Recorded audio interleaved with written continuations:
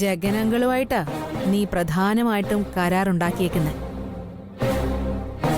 ആ കരാറ് പൂർത്തിയാക്കാതെ പോയാ ജഗനങ്ങള് നിന്നെ വെച്ചേക്കുന്നാണോ നീ കരുതുന്നേ?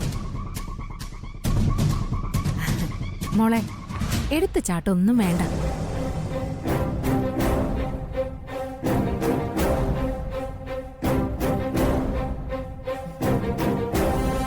വന്നേ, നമുക്ക് കാര്യങ്ങളൊക്കെ തീരുമാനിക്കാം. ആ, ഇതൊക്കെ നമുക്ക് പിന്നെ പാക്ക് ചെയ്യാം. അത് തന്നെയല്ല, എന്റെ കയ്യിൽ നിന്ന് വാങ്ങിച്ച കാശില്ലേ, അത് തിരിച്ചു തരാൻ പറ്റുമോ? ഇല്ലല്ലോ. അത് തിരിച്ചു തന്നിട്ട് പോയാ മതി.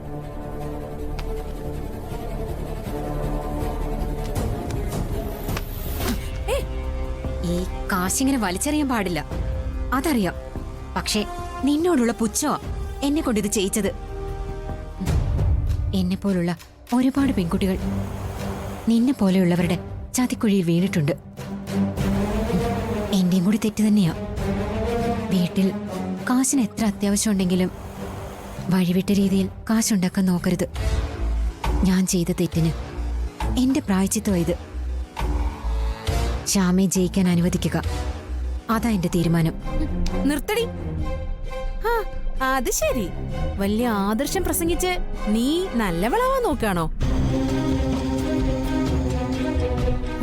നീ ഇവിടുന്ന് പോകുന്നതേ എനിക്കൊന്ന് കാണണം. നീ പോകാൻ പോകുന്നില്ല.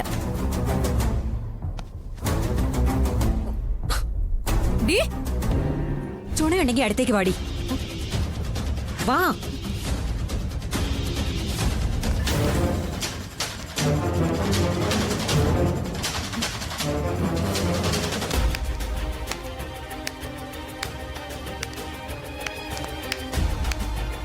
എന്താ വന്ദനെ, എന്താ ശരിയെടുത്തി? എന്തോ തർക്കവും ബഹളമൊക്കെ നടക്കുന്ന പോലെ തോന്നി. കാര്യം എന്താ?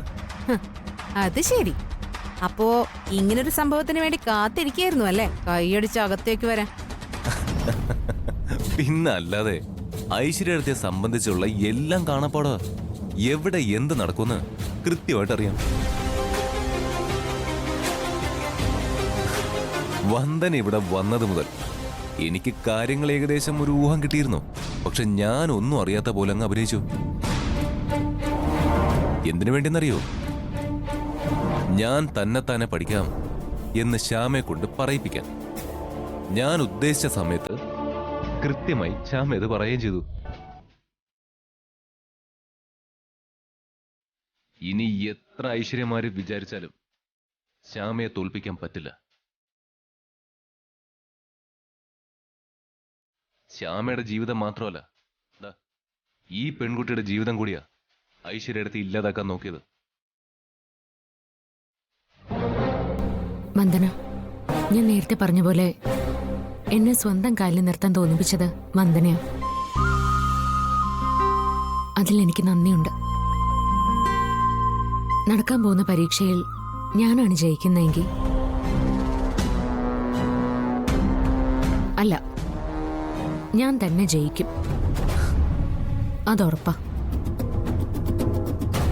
അങ്ങനെ ഞാൻ ജയിച്ചു കഴിഞ്ഞാൽ വന്ദനയ്ക്ക് ഞാനൊരു സമ്മാനം തരും. വന്ദനയുടെ യോഗ്യത അനുസരിച്ച് എന്റെ ഓഫീസിലൊരു ജോലി. കൊടുകൈ ഐശ്വര്യത്തി, ശ്യാമ പറഞ്ഞ കേട്ടോ, എന്റെ ഓഫീസില് ജോലി കൊടുക്കുമെന്ന്. അതായത് ജയിക്കുമെന്ന് അത്രയോ ആത്മവിശ്വാസം ഉണ്ടെന്ന്. ഈ ആത്മവിശ്വാസത്തിലേക്ക് കാര്യങ്ങൾ എത്തിച്ചതിന് ഒരുപാട് നന്ദി. കൈതാ വേണ്ടേ? വേണ്ടെങ്കിൽ വേണ്ട. ശ്യാമേ വാ.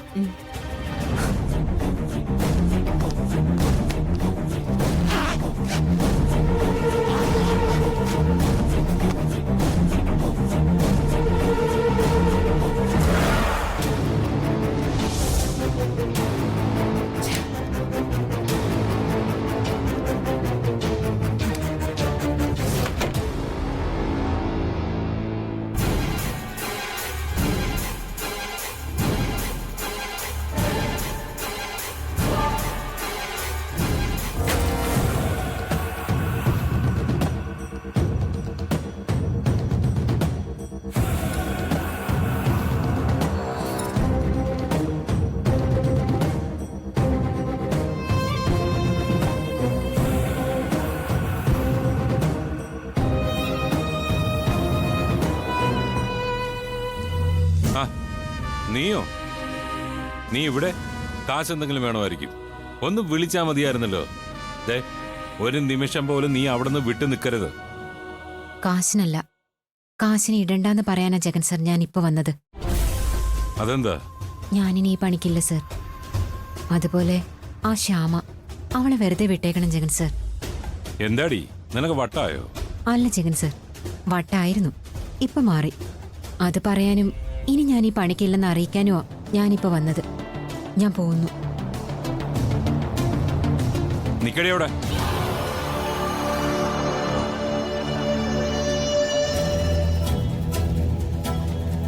നീ സ്വബോധത്തിൽ തന്നെയാണല്ലോ അല്ലേ സംസാരിക്കുന്നത്? അതെ ജഗൻ സർ, പൂർണ്ണ സ്വബോധത്തോട് തന്നെയാ സംസാരിക്കുന്നത്. ഒരു കാര്യം കൂടി ഞാൻ സാറിനെ ഉപദേശിക്കുക. സാറും ഐശ്വര്യം ചേർന്ന് ശ്യാമയ്ക്കെതിരെ നടത്തുന്ന നീക്കങ്ങളൊക്കെ എനിക്കറിയാം. ആ ശ്യാമയങ്ങ് വിടുന്നതാ സർ നല്ലത്. ഓഹോ, കാര്യങ്ങളിപ്പോ അങ്ങനെ ആയോ? അവളെ നശിപ്പിക്കാനാ നിന്നെ അയച്ചത്. എന്നിട്ട് ഇപ്പൊ അവക്ക് വക്കാലത്തുമായിട്ട് വന്നിരിക്കുന്നു. നോക്ക്, എനിക്ക് ഈ ഭൂമിയിൽ ആദ്യമായിട്ടും അവസാനമായിട്ടും ഒരേ ഒരു ആഗ്രഹമേ ഉള്ളൂ: അഖിലിനെയും ശ്യാമയെയും ഇല്ലാതാക്കുക. ഞാൻ ഓരോ ദിവസവും ഉറങ്ങാൻ കിടക്കുന്നതും ഉണർന്നെണീക്കുന്നതും ആ രണ്ടിനെയും നശിപ്പിക്കാനുള്ള പുതിയ പുതിയ പ്ലാനുകൾ ആലോചിച്ചുകൊണ്ടാ. അങ്ങനെയാ ഞാൻ നിന്നെ അയച്ചിട്ടുള്ള ഈ പ്ലാൻ ആലോചിച്ചത്. ചോദിച്ച കാശും തന്നു. ഒക്കെ ശരിയാ സർ. മാത്രല്ല, ഐശ്വര്യം കാശ് തന്നു. ആ കാശ് ഞാൻ അവളുടെ മുഖത്തേക്ക് വലിച്ചെറിഞ്ഞിട്ടാ വരുന്നത്. ജഗൻ സർ, ശ്യാമയും അഖിലിനെയും കുറച്ചു ദിവസം കൊണ്ട് ഞാൻ അടുത്തെറിഞ്ഞു. അത് വെച്ച് പറയുക, ഞാൻ കണ്ടിട്ടുള്ള നല്ല മനുഷ്യരെ രണ്ടുപേരാ അവര്. അവര് ജീവിച്ചു പോട്ടെ ജഗൻ സർ. ഏയ്, നിന്നെ ഞാൻ... ജഗൻ സാർ വിചാരിച്ച ഈ നിമിഷം എന്നെ കൊല്ലാൻ സാധിക്കും. അതറിഞ്ഞുകൊണ്ട് തന്നെയാ ഞാൻ സാറിനെ കാണാൻ വന്നത്. ഞാൻ സാറിനെ ഉപദേശിക്കുകയല്ല, ഒരു മുന്നറിയിപ്പ് തരികയാ. ശ്യാമയും അഖിലിനെയും അവരുടെ വഴിക്ക് വിടുന്നതാ നല്ലത്. അവർക്ക് മാത്രമല്ല, സാറിനും അതാ നല്ലത്. എന്നടി പറഞ്ഞത്? ഞാൻ പറഞ്ഞത് സത്യമാ. ശ്യാമയും അഖിലിനെയും ഇല്ലാതാക്കുക എന്നുള്ള ഉദ്ദേശം സാറങ്ങ് മാറ്റിവെക്കുന്നതാ സാറിന് നല്ലത്. ആ രണ്ടു പേരിൽ ഒരാൾക്ക് എന്തെങ്കിലും സംഭവിച്ചെന്നിരിക്കട്ടെ, മറ്റേയാൾ സാറിനെ വെറുതെ വിടാൻ പോകുന്നില്ല. ആ, രണ്ടിൽ ഒന്നിനെ അല്ലടി ഞാൻ കൊല്ലാൻ പോകുന്നത്, രണ്ടിനെയാ. അഖിലിനെയും ശ്യാമയെയും രണ്ടിനെയും ഞാൻ തീർത്തിരിക്കും. കൂടെ നിന്നെയും. ഞാൻ പറഞ്ഞില്ലേ, എന്നെ സാറിന് ഈ നിമിഷം വേണമെങ്കിലും കൊല്ലാം. പക്ഷേ അവരെ കൊല്ലാൻ പറ്റില്ല. അവർ രണ്ടുപേരും തമ്മിലുള്ള സ്നേഹം അത്രയ്ക്ക് ശക്തമാണ് സർ. അവരെ പോലെ അങ്ങോട്ടും ഇങ്ങോട്ടും സ്നേഹിക്കുന്ന രണ്ടുപേരെ കൊല്ലാൻ പോയിട്ട് ഒന്ന് തൊടാൻ പോലും പ്രയാസമായിരിക്കും. അവരെ രക്ഷിക്കുന്നതേ അവരുടെ ദൈവമോ. എനിക്കോ സാറിനോ സാറിന്റെ ഗുണ്ടകൾക്കോ അവരെ ഒന്നും ചെയ്യാൻ പറ്റില്ല. സാറ് ശ്യാമയും അഖിലിനെയും ഇല്ലാതാക്കാനായിട്ട് പല വഴികളും നോക്കിയിട്ടും എന്തെങ്കിലും നടന്നിട്ടുണ്ടോ? കാരണം എന്താ? ദൈവം. ശ്യാമയുടെ ഭക്തി. ആ ഭക്തി ഉള്ളിടത്തോളം കാലം സാറിന് ഒന്നും ചെയ്യാൻ പറ്റില്ല. ശ്യാമയെ മാത്രമല്ല, ശ്യാമയ്ക്ക് ഇഷ്ടമുള്ളവരെ, അവരെയെല്ലാം ആ ദൈവം രക്ഷിക്കും. ദൈവം ഉണ്ടോ ഇല്ലയോ എന്നൊന്നും എനിക്കറിയില്ല. ചിലപ്പോ ഒക്കെ സങ്കല്പമായിരിക്കും. ദൈവം എന്ന് പേരിട്ട് ഓരോ കല്ലിനെയൊക്കെ ആയിരിക്കും പൂജിക്കുന്നത്. പക്ഷേ ഞാനൊന്ന് മനസ്സിലാക്കി, ഇനി അഥവാ കല്ലാണെങ്കിലും ആ കല്ലിനെ ദൈവമെന്ന് വിശ്വസിച്ച് ആ കല്ലിലേക്ക് ഹൃദയം സമർപ്പിച്ച ആ കല്ലും ദൈവമായി മാറും.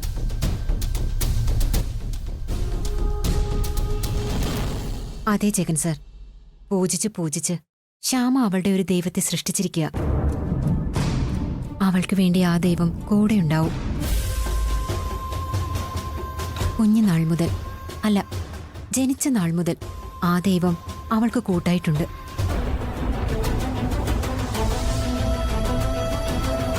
ഇതൊക്കെ കൂടി വെച്ചിട്ടാണ് ഞാൻ പറയുന്നത്, ശ്യാമയെ അവളുടെ വഴിക്ക് വിട്ടേക്ക്.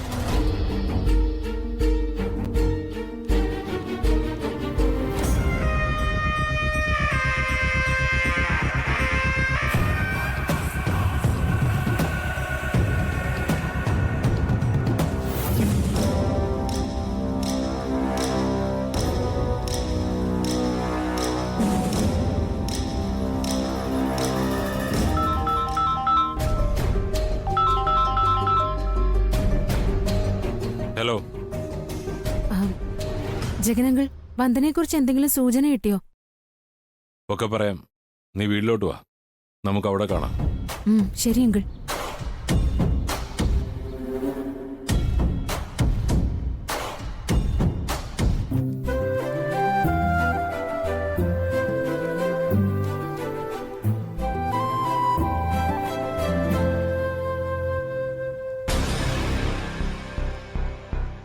സർ, ചായ. അവിടെ വെച്ചേക്ക്.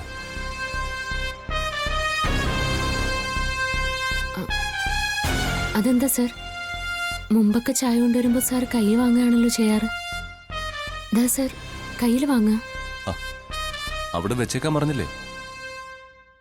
സർ, സാർ എന്താ ഇങ്ങനെയൊക്കെ സംസാരിക്കുന്നത്? വന്ദന എന്നൊരു പെണ്ണ് ഇവിടെ വന്നപ്പോ താൻ ചായ കൊണ്ട് വരുമായിരുന്നല്ലോ. അന്ന് എന്റെ കയ്യിൽ ചായ തരുമായിരുന്നില്ല. ചായ എന്ന് പറയ പോലുമില്ല. താൻ ഇവിടെ ദേഷ്യത്തിൽ അങ്ങ് വെച്ചിട്ട് പോകും. അതുപോലെ തന്നെ ഇപ്പോഴും ചെയ്താൽ മതി. ഞാൻ പറഞ്ഞില്ലേ സാർ, സാറിനോട് ആ വന്ദന ടീച്ചർ അല്ല വന്ദന അവരൊരുപാട് അടുത്തിടപഴകുന്ന കണ്ടപ്പോ എനിക്ക് വിഷമം വന്നു. വന്ദന എന്നോട് അടുത്തിടപഴകുമ്പോ തനിക്കെന്തിനാ ദേഷ്യം വരുന്ന? സാർ, സാർ എന്റെ സാറല്ലേ? അപ്പോ സാറിനോട് വേറൊരാൾ അടുപ്പം കാണിക്കുമ്പോ എനിക്ക് സങ്കടം വരില്ലേ? അതെന്തിനാ സങ്കടം വരുന്നെന്നാ ചോദിക്കുന്ന? ഇപ്പൊ ശ്രീകൃഷ്ണൻ, തന്റെ ദൈവം ഭഗവാൻ ശ്രീകൃഷ്ണൻ, എത്ര പേരോട് ഒരേ സമയം ഭഗവാനെ പ്രേമിക്കുന്നത്? അയ്യോ, അത് നമ്മൾ കാണുന്ന തരത്തിലുള്ള പ്രണയം അല്ല സാർ. സാർ, എന്തായാലും അതൊക്കെ പോട്ടെ, കഴിഞ്ഞത് കഴിഞ്ഞില്ലേ? ഇല്ല, ഒന്നും കഴിഞ്ഞിട്ടില്ല, തുടങ്ങിയിട്ടേ ഉള്ളൂ. എനിക്ക് ചായ വേണ്ടെന്ന് പറഞ്ഞാൽ വേണ്ടെന്ന് തന്നെയാ.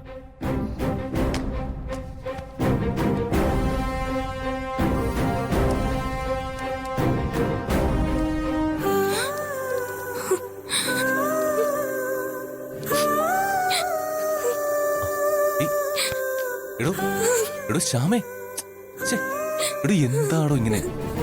എടോ ഞാൻ തമാശ കാണിച്ചല്ലേ, കരയല്ലേ ശ്യാമേ? ഞാൻ എത്ര സ്നേഹത്തോടു കൂടി അത് കരയില്ലേ ശ്യാമേ? ഓർത്താരെങ്കിലും കേൾക്കും, കയറി വരും. കരയാതിരിക്കേ ശ്യാമേ.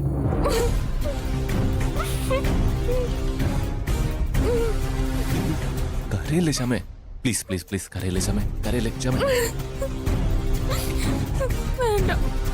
വേണം, ഞാനല്ലേ തന്നെ കരയിച്ചത്, ഞാൻ തന്നെ തുടയ്ക്കണം. വേണ്ട, ഞാൻ തുടച്ചോളാം. ഒന്ന് തമ്മിത്തല്ലി പിരിഞ്ഞെങ്കിൽ. ഓ, എന്നാലും എന്റെ വിരലുകൾ തന്റെ ദേഹത്ത് തൊടാൻ പാടില്ല അല്ലേ? അതല്ല സർ. സത്യത്തിൽ വന്ദനയോട് ഞാൻ സംസാരിക്കുമ്പോ താൻ ദേഷ്യം കാണിച്ച് കുത്തുവാക്കുകൾ പറയുന്നതും പരിഭ്രമിക്കുന്നതും തന്നെ ഞാൻ ആസ്വദിക്കായിരുന്നോ സത്യത്തില്? എന്നെ മറ്റാർക്കും വിട്ടുകൊടുക്കാതിരിക്കാൻ താൻ ശ്രമിക്കുമ്പോ മനസ്സറിഞ്ഞ് സന്തോഷത്തോടെയാ ഞാനതൊക്കെ കണ്ടിരുന്നത്. സത്യമായിട്ടും പറയാ, എനിക്കതൊരു ത്രില്ലായിരുന്നു. ഇപ്പൊ ദേ ചായ കൊണ്ടുവന്നപ്പോ വന്ദനയുടെ പേരെടുത്തിട്ടത് എനിക്ക് വേണ്ടി താൻ പറയുന്നത് കേൾക്കാൻ വേണ്ടിയാ. ഇനി എത്ര ജന്മം ജനിച്ചാലും ആ ജന്മങ്ങളിലൊക്കെ എനിക്ക് പറയാൻ ഒരു പേരേ ഉള്ളൂ, അഖിൽ സാർ. എന്റെ മനസ്സിൽ മാത്രമല്ല, എന്നെ സംബന്ധിച്ച് ഈ ലോകം മുഴുവൻ നിറഞ്ഞു നിൽക്കുക എന്റെ അഖിൽ സാർ. ആ സാറിനെ ഞാൻ ആർക്കും വിട്ടുകൊടുക്കില്ല.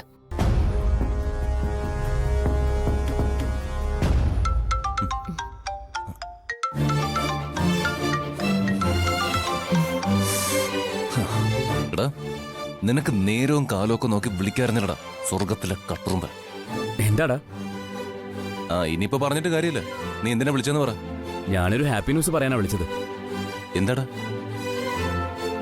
നീ കാര്യം പറ. പ്രശസ്ത ഗായിക വിസ്മയയുടെ കള്ളത്തരങ്ങൾ പൊളിഞ്ഞു വീഴാൻ പോകുന്ന മനോഹര മുഹൂർത്തം ഉടനെ നടക്കും. പറയണ.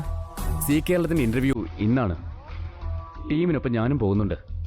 ബാക്കിയെല്ലാം നേരിട്ട്. ഇന്നത്തോടെ അവളുടെ കള്ളത്തരങ്ങൾ ലോകം അറിയും. നീ വേഗം എത്താൻ നോക്ക്. ഓക്കെടാ. വിസ്മയെ എന്നാണ് സീ കേരളം ചാനൽ ഇന്റർവ്യൂ ചെയ്യാൻ പോകുന്ന സീ ചാനലിലൂടെ ലോകം മുഴുവൻ സത്യം അറിയാൻ പോവാ. സർ, എന്തായാലും ഞാൻ ഇനി വിസ്മയ്ക്ക് വേണ്ടി പാടില്ലാന്ന് തീരുമാനിച്ചു. അതുകൊണ്ട് അവരെ ഇനി അവരുടെ വഴിക്ക് വിട്ടേക്ക്. ഏയ് പാടില്ല. കുറ്റവാളികളോട് സഹതാപം തോന്നി വിട്ടയച്ചാൽ അവർ ആ കുറ്റം ആവർത്തിച്ചുകൊണ്ടേയിരിക്കും. ആദ്യം അവൾ, പിന്നെ ആ ജഗന്നാഥൻ. രണ്ടിനെയും ഞാൻ പൂട്ടും. സർ, ചായ.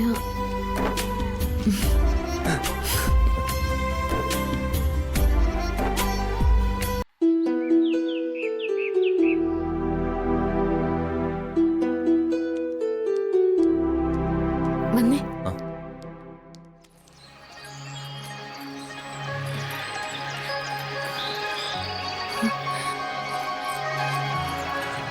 സർ, സീ കേരളത്തിലെ പുതിയ സീരിയലിന്റെ പ്രൊമോ. കൊള്ളാലോ. മായാമയൂര്. സർ, നമുക്കിത് കൃത്യമായിട്ട് കാണണം. കാണാലോ, ഒരുമിച്ച് തന്നെ കാണണം. പക്ഷേ ദേ, ഈ പഠിത്തവും താൻ മുന്നോട്ട് കൊണ്ടുപോകണം. അതൊക്കെ ഞാൻ ഏറ്റു. എനിക്ക് ഇടയ്ക്ക് ചില ടെൻഷനൊക്കെ വരുന്നൊന്നും സാറ് കാര്യാക്കണ്ട. എന്തായാലും ശരി, ഇപ്പോ പഠിക്കാനൊരു ആഗ്രഹമൊക്കെ തോന്നുക. ഗുഡ്. വാ.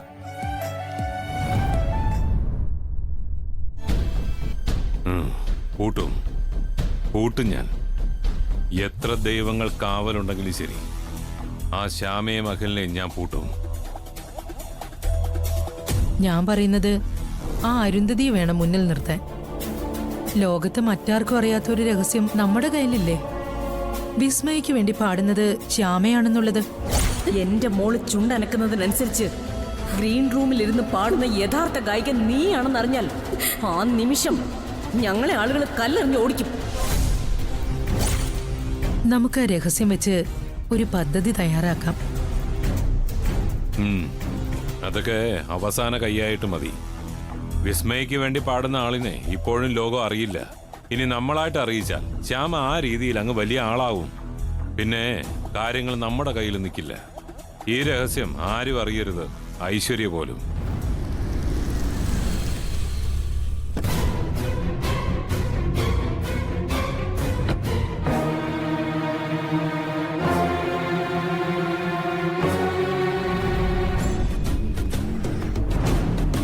ഐശ്വര്യോ, വാ. കുടിക്കാൻ എന്താ വേണ്ടേ? സത്യം പറയാം, കുറച്ച് പോയ്സൺ, വിഷം. അതാ എനിക്കിപ്പോ ആവശ്യം. അതങ്ങ് കുടിച്ച് സന്തോഷത്തോടെ ഞാനങ്ങ് തീരും. ആ വന്ദന, അവൾ എനിക്ക് നല്ല പ്രതീക്ഷയായിരുന്നു. അവസാനം ദേ അവള് വല്ല ഉപദേശമായിട്ട് ഡയലോഗ് അടിച്ചിട്ട് പോയി. അവൾ എന്നെ കാണാൻ വന്നിരുന്നു. ജഗനങ്ങളെ കാണാൻ വന്നിരുന്നോ? എന്നിട്ട് അവളെ കൊന്നോ ഇല്ലയോ അത് പറ. ആ, ശ്യാമയ്ക്ക് ദൈവങ്ങളുടെ അനുഗ്രഹം ഉണ്ടെന്ന് പറഞ്ഞ് അവളങ്ങ് പോയെന്ന്. അനുഗ്രഹം മാങ്ങാ തൊലി. ജഗനങ്ങളെ, ഏതെങ്കിലും സാഹചര്യത്തിൽ എനിക്ക് കമ്പനിയുടെ വൈസ് ചെയർപേഴ്സൺ ആവാൻ പറ്റാതെ വന്ന അടുത്ത നിമിഷം ഞാൻ ആത്മഹത്യ ചെയ്തിരിക്കും.